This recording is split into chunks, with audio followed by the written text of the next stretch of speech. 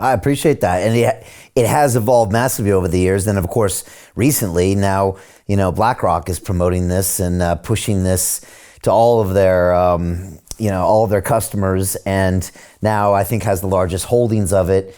And, what they say about JP Morgan and BlackRock being arms of the government. So it is starting to get some strange bedfellows. And I appreciate you calling this stuff out because it all needs to be watched. And Circle and Tether are two different animals, but they're both doing something very similar. One is definitely closer to the government than the other. But I didn't know what you were saying about Venezuela. So that's even go ahead. But yeah, look, everyone can look that up with Venezuela and Circle. Yeah, I mean, there's a lot more there, but I think that's probably a good enough foray into this. But I agree, it does need to be watched. I think even people who are maximalists. I mean, the one thing that I would say is we don't yet know what will happen to the promise of free speech money in the form of Bitcoin when Bitcoin is used at scale by governments deemed to be hostile to U.S. interests, which is to say that everyone thought free speech on the internet was a sacred cow, untouchable. It was such a bedrock of U.S. diplomacy. It was the reason that the U.S. military effectively gave up its jurisdiction over the military. I mean, the internet started as a DARPA project, and then it was turned over to the National Science Foundation, then made a private sector, civilian, commercial operation, in part because of the utility of a free and open internet to project U.S. soft power abroad.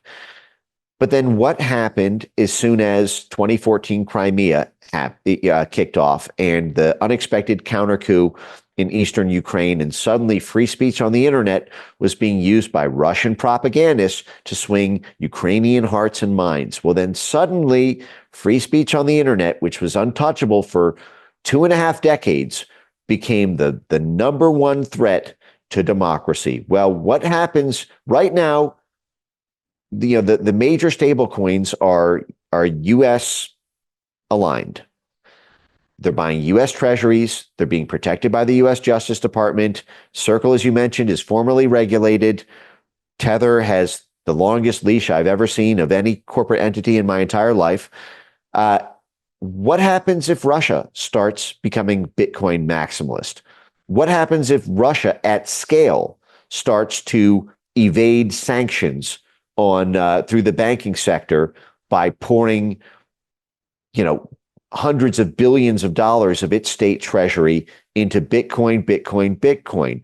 What's going to happen to the user-to-user capacity to end-run banks using Bitcoin at that point? I think there's a clear case for what's happening at the institutional investor level because of the utility of cryptocurrency to do intelligence work, to prop up the US dollar.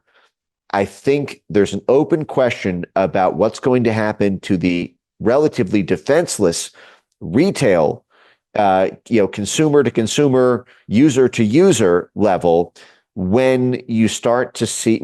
I don't think it's been tested yet in terms of the threat it poses to the blob. I think that is when the true face of Bitcoin will really be revealed, and whether if it gets shot in the face, so to speak, at a moment like that, is it going to get up and yell, fight, fight, fight? Or is it going to mask off and say, well, actually, we were a front for this all along? I don't know the answer to that. I obviously have my own hopes and desires, but time will tell. Yeah, it's a great point, and it's a great analogy you make when it comes to freedom of speech online. And I can see a lot of scary parallels there. Especially when it comes to peer-to-peer communication being disrupted by a bigger force because they see it as a weapon being used by others. And that clearly happened with free speech online. Hey, I know investing in crypto is scary.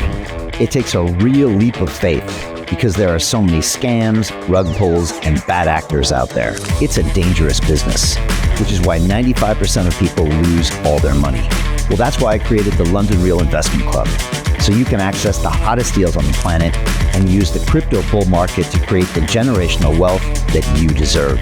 Join my team of over 100 people from around the world that are making millions of dollars behind the scenes investing in blockchain, AI, Web3 games, DeFi, Bitcoin, and more.